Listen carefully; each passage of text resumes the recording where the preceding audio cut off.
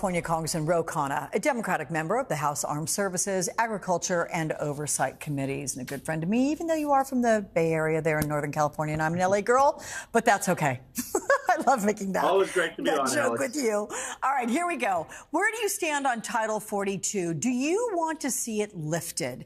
I mean, it's not going to happen Monday. You heard that one gentleman at the end saying we just need maybe a couple of more months, and you hear Sam Brock talking about up to $2 billion.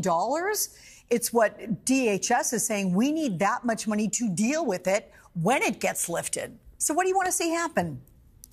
Alex, it should be lifted, but it's not what I think, what the president thinks, what the courts think. This is a health decision, and the Center of Disease Control looked at the issue, and they said that we can't be denying people entry and the asylum process. Doesn't mean that they get to come into the United States. It just means that they are entitled to the process of asylum that our country guarantees. We can't be denying them anymore because of COVID. That is just not a valid health risk. So I would say fund the $2 billion that's needed, have the resources to protect our border, but let's stand up for the principle that people should be able to have asylum processed in this country. How quickly could that kind of money be funded?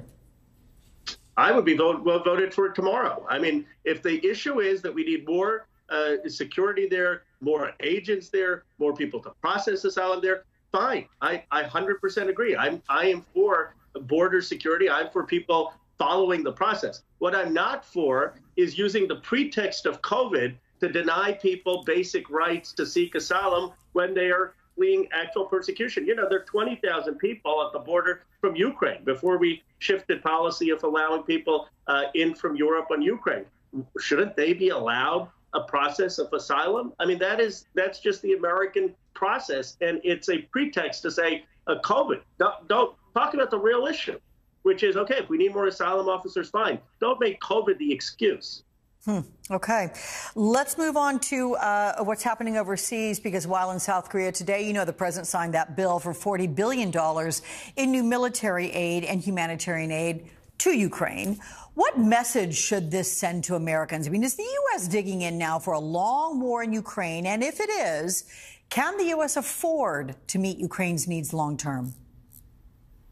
Well, it's one thing to be clear is we have not had any of our troops there. We do not have any of our personnel there. The president, I think, has been remarkably restrained and very clear that we are not going to go to war with Russia. Our assistance of Ukraine is working. I mean, the resistance that Ukraine has put up has been courageous. It has been extraordinary. It has defied all expectations.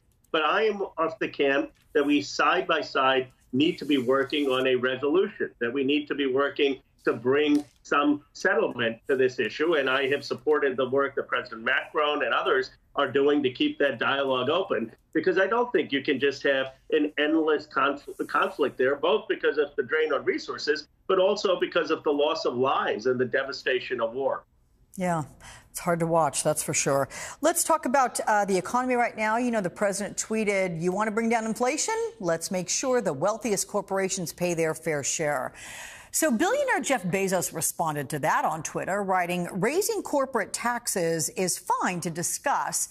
Taming inflation is critical to discuss. Mushing them together is just misdirection. Then in another post, he wrote, the administration tried hard to inject even more stimulus into an already overheated inflationary economy, and only Manchin saved them from themselves. Inflation is a regressive tax that most hurts the least affluent. Misdirection doesn't help the country. So let me get your response to billionaire Jeff Bezos criticizing the Biden administration on inflation. How do you feel about that? Well, look, first of all, inflation is a real concern. Prices are up. But we have to talk about basic economics. And the basic economics is that the Build Back Better bill would have been fully paid for. And when you have something fully paid for, even Larry Summers or any economist will tell you, it does not cause inflation. What causes inflation is when you have deficit spending, because then the Fed has to come in and buy Treasury bonds, and that increases the money supply. So if you actually raise revenue and you increase taxes and you lower the deficit, that means that the Fed has to buy less Treasury bonds, and that means that you're shrinking the money supply, and that is actually deflationary. This is not a matter of opinion. This is just economic fact. Now, do I think that just raising corporate taxes is the only thing that is somehow going to be a silver bullet for inflation? No, there are a lot of other things that we ought to be doing and that the Fed ought to be doing. But the statement technically, in fact, Larry Summers tweeted out about that, if you don't believe my economics, is correct, that if you raise revenue and lower the deficit, you mean the Fed has to buy less Treasury bonds. That means you shrink the money supply. So Bezos should talk to some of the economists. Okay. Point well taken on that. But as we talk about inflation and rising costs, you have one area where Americans are particularly struggling. That's gas prices. I mean, today, the national average for a regular gallon of gas, $4.59. The House just passed a bill aimed at combating price gouging on gas. But how important is it to put oil companies at the center of this discussion? I mean, what do you say to Republicans who accuse Democrats of trying to shift blame? Well, first of all, we need to do both. The price gouging. Look, have you ever noticed at the pump that when oil's price goes up, the price goes up at the pump, but then when the barrel of oil price comes down, the price never seems to come down at the pump as quickly? That's what this bill goes after, that you can't be charging an excessive price if you're a seller of gas. But we also have to hold big oil accountable. Look, they're making record profit, billions and billions and billions of dollars. And they're putting it in stock buybacks. They're giving it to Wall Street. They're not increasing production. And I have a bill with Sheldon Whitehouse says tax those excessive profits and give a rebate to the American public who are paying and getting fleeced at the pump. All right. California Congressman Khanna, my friend, good to see you. Thank you so much.